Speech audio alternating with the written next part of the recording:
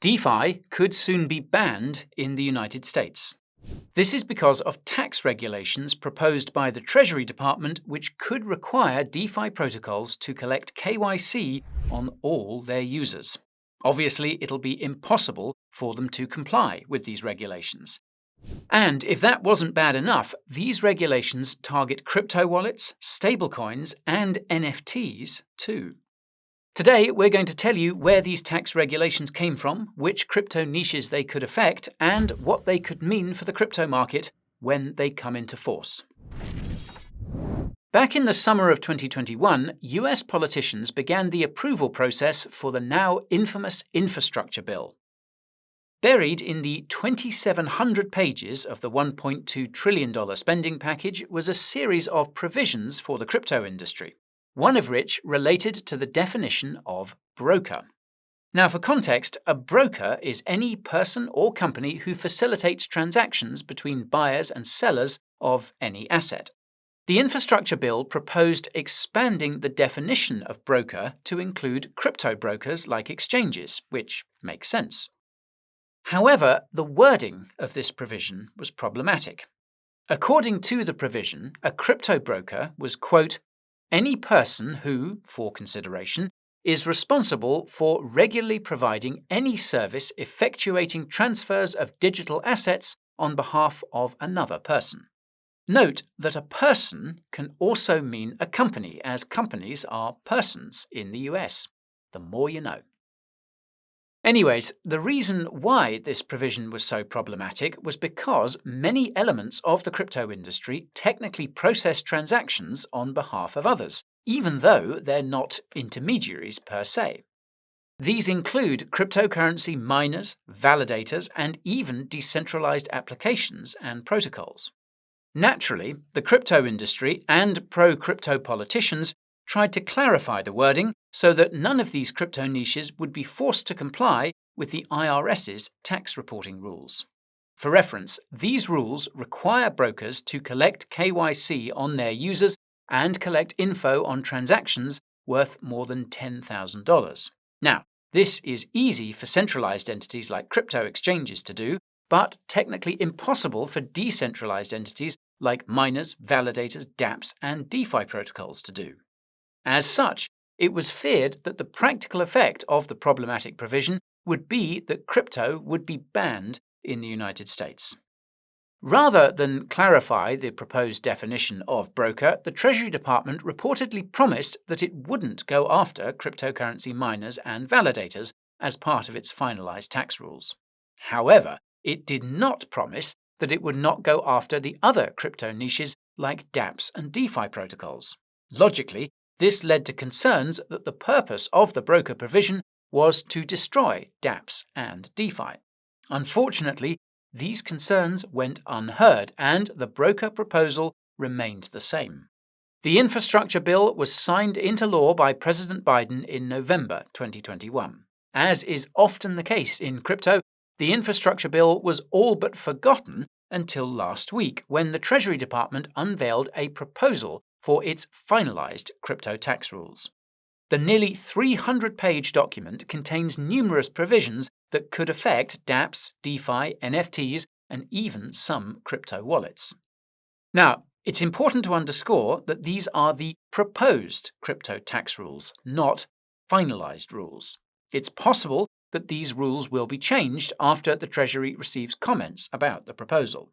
The comment period will run until the end of October this year.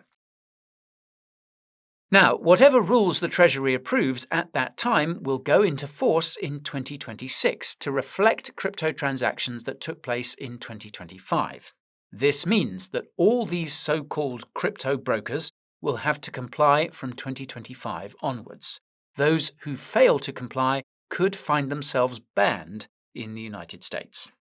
Now, this begs the question of how exactly the Treasury's finalized crypto tax rule proposal defines the term broker. Well, the answer is that the definition is the same as in the infrastructure bill, but includes an additional clause. So, any person who processes crypto transactions on behalf of others is a broker, quote, provided the nature of the person's service arrangement with customers is such that the person ordinarily would know or be in a position to know the identity of the party that makes the sale and the nature of the transaction, potentially giving rise to gross proceeds. This confirms that cryptocurrency miners, validators, and most crypto wallet providers are not brokers. That's because none would ordinarily know or be in the position to know who they are processing transactions for. As I mentioned a few moments ago, however, some crypto wallets could be brokers. As noted in the proposal, quote, some providers of unhosted wallets also provide their unhosted wallet users with online platform services, which may include links or other mechanisms for direct access to third-party services that allow users to buy and sell digital assets held in their unhosted wallets. Translation: any personal crypto wallet that offers access to a crypto-to-fiat ramp, offers any kind of swapping feature, or allows you to connect to dApps and DeFi protocols is a broker. This is terrifying because it means that most browser and mobile wallets could soon be required to collect KYC in the US. Yet another reason to keep most of your crypto on a cold wallet, such as a hardware wallet. And do note that we have discounts on the best ones on our deals page. The link will be in the description.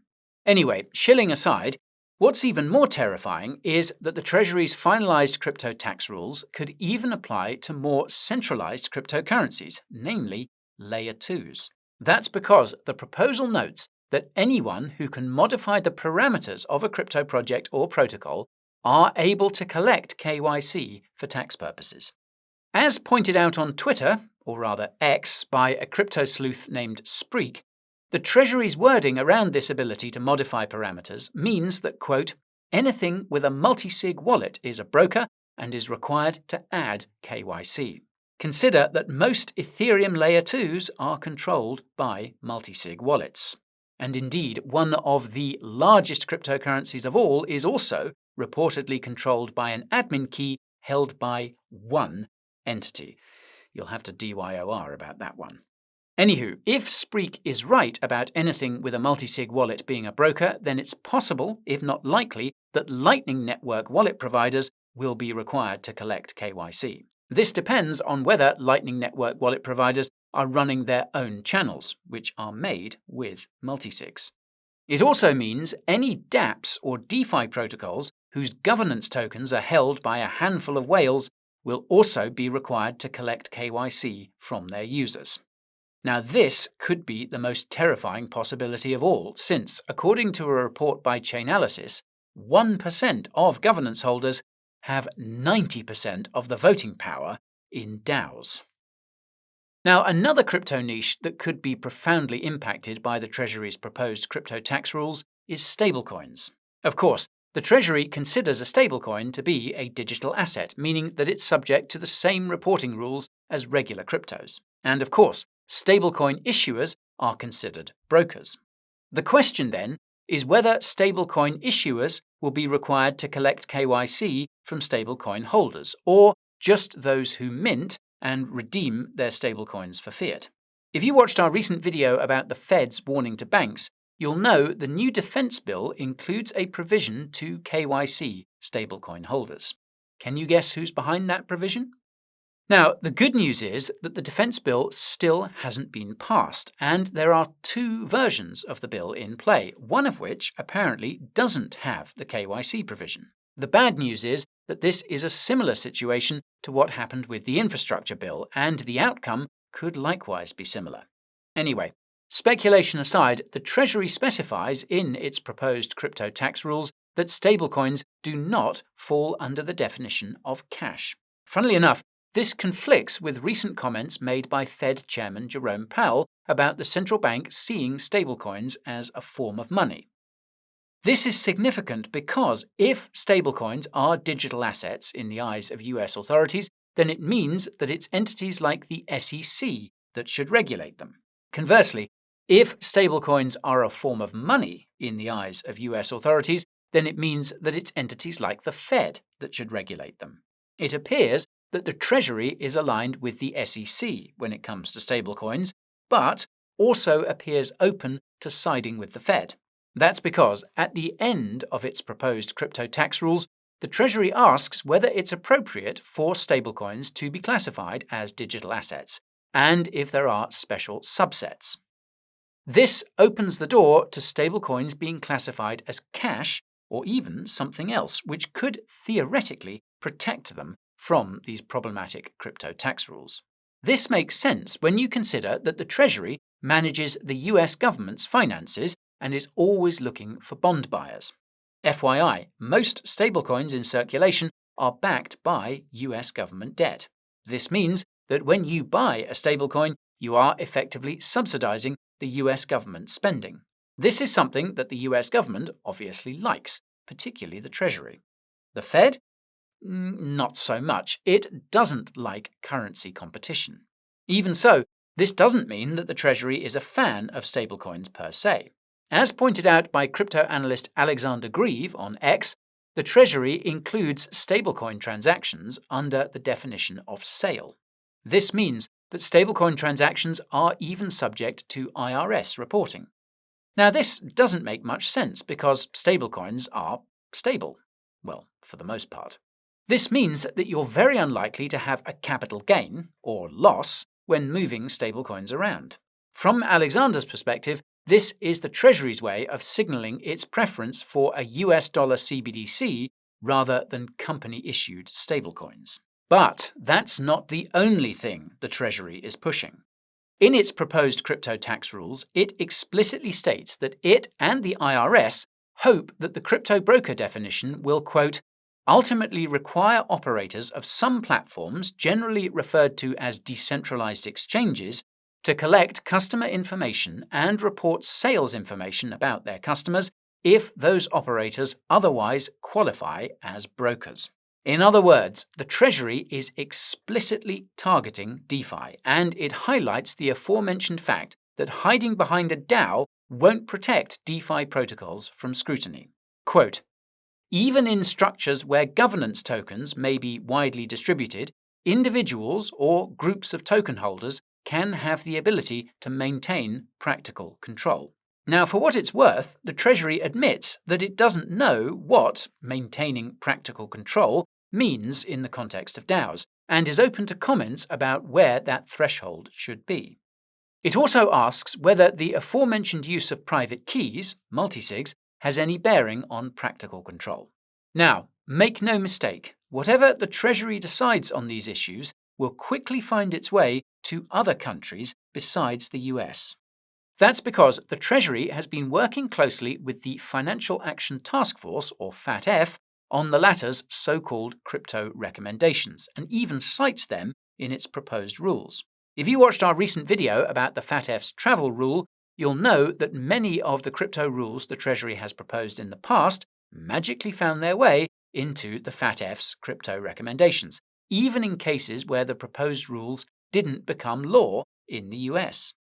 One such rule is the requirement to provide detailed information about crypto transactions between crypto wallets and exchanges, something that was proposed but not implemented in the US.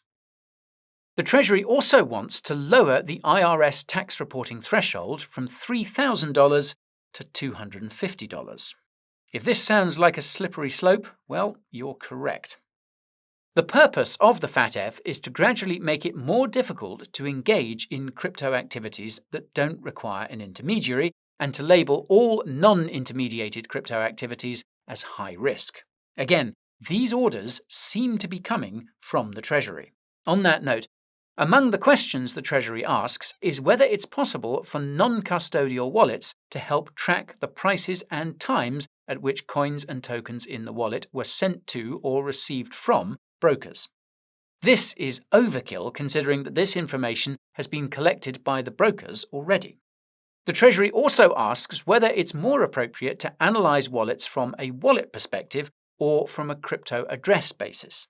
This sounds like the Treasury is considering labeling any wallets that have interacted with certain crypto addresses as brokers, regardless of their control or functionality. And, as it so happens, The Treasury recently sanctioned two of Tornado Cash's developers after a federal judge ruled that the sanctions on the privacy protocol were justified. Notably, the judge confirmed that Tornado Cash is classified as an organization, setting a precedent for similar actions by the Treasury. This is scarier than you might think because Tornado Cash was completely permissionless. Its developers had destroyed the private keys in May of 2020. Not only that, but the privacy protocol had a built-in compliance tool that would allow users to prove the origin of their funds if asked to do so by authorities. Anyhow, the other crypto niche the Treasury targets in its proposed crypto tax rules is non-fungible tokens, or NFTs. As you might have guessed, the Treasury considers NFT marketplaces to be brokers too, so you can expect to see KYC on the likes of OpenSea if these rules pass as they're currently proposed. This is actually somewhat unprecedented. If you've been keeping up with our coverage of crypto regulations, you'll know that NFTs have often been omitted, even by the likes of the FATF. The Treasury's change in tone could therefore foreshadow a similar change in tone at the FATF and elsewhere. Speaking of which, the SEC recently issued its first NFT-related enforcement action. Now, this is surprising because the SEC had previously approved tokenized art offerings. Now it looks like NFTs of all kinds could be securities. So, this begs the question of why US authorities have taken such a sudden U-turn on NFTs. Well, the Treasury reveals the answer in its proposed crypto tax rules. Quote, "Given that NFTs are popular investments, the buying and selling of NFTs raised tax administration concerns similar to the concerns associated with other types of digital assets that the physical analogues of NFTs do not." The Treasury also adds that NFTs are much easier to move and trade than fine art, and are also capable of evolving to become more than just collectibles. For instance, some NFTs could someday be used as a means of payment. There are already some protocols that allow you to use NFTs as collateral for loans. Fortunately, the Treasury doesn't seem to be interested in going after the creators of NFT collections. Quote, "An artist in the business of creating and selling NFTs that represent interests in the artist's work is not effecting the sale of digital assets on behalf of purchasers, provided that artist is not otherwise a dealer in digital assets." Unfortunately, it seems that the Treasury could still go after the creators of NFT collections if they maintain control of the collection using governance tokens or a multisig. Now, this isn't explicitly stated in the proposed tax rules, but it would be consistent with the rules the Treasury has for other digital assets. Oddly enough, the Treasury didn't ask any questions about NFTs. Now, this could be evidence that NFTs will continue to evade regulatory scrutiny relative to other crypto niches. It could also mean that the Treasury doesn't care that much about NFTs right now. Not all that surprising given the state of the market. So then, what does all this mean for the crypto market? Well, the answer depends on which crypto niche we're talking about. DeFi and anything remotely related to DeFi could be banned in the US, at least if platforms are unable to collect KYC information for tax purposes. And as we've seen with the FATF's travel rule, complying with the Treasury's tax requirements isn't going to be cheap. Even if every single DeFi protocol decides it wants to comply, very few will be able to afford this compliance. The result would be consolidation, which we could see regardless of compliance levels. The silver lining is that truly decentralized DeFi protocols should be relatively unaffected. Come to think of it, the Treasury inadvertently provided a definition for crypto decentralization in its broker definition. If a crypto project or protocol can be compelled to require KYC from its users, then it's centralized. Now, if you think about it, this decentralization threshold isn't that high, and most crypto projects and DeFi protocols could meet the Treasury's implicit definition of decentralization if they wanted to.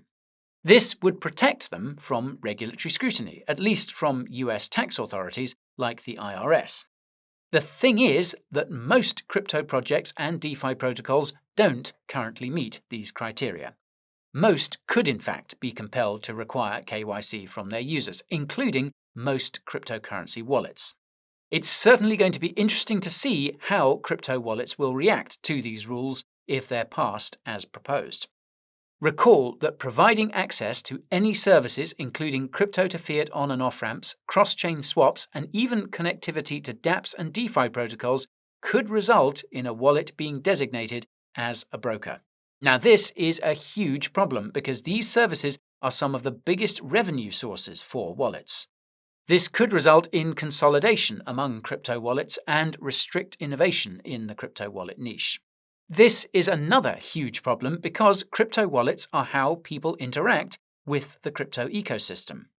This already poor user experience will be made worse or be unable to improve because of these rules.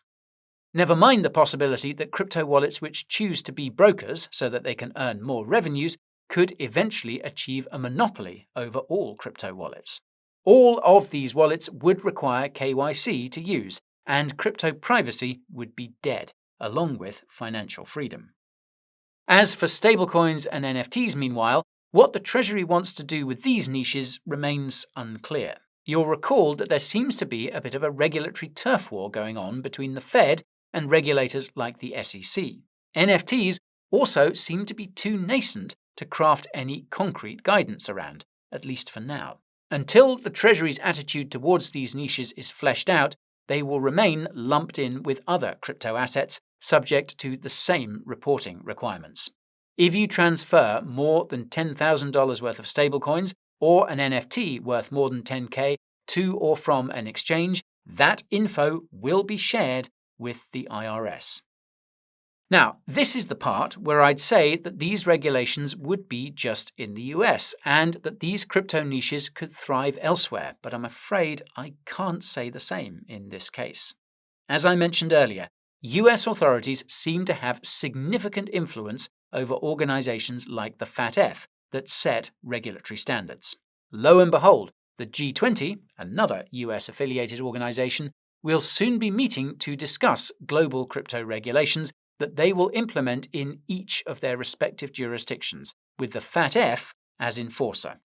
You can find out what crypto regulations they're planning using the link in the description. And that's all for today's video, folks. So if you found it helpful, help us out by smashing that like button. If you want to make sure you keep getting more helpful crypto content, subscribe to the channel and ping that notification bell. And if you want to help others in their crypto journey, share this video with them. Now, if you're hodling until the regulatory FUD blows over, make sure you're accumulating on an affordable crypto exchange and storing your crypto in a secure hardware wallet. The Coin Bureau deals page happens to have up to $40,000 of bonuses on the best crypto exchanges and the biggest discounts on the best hardware wallets. The link will be in the description. Thank you all for watching, and I'll see you next time. So, till then, crypto friends.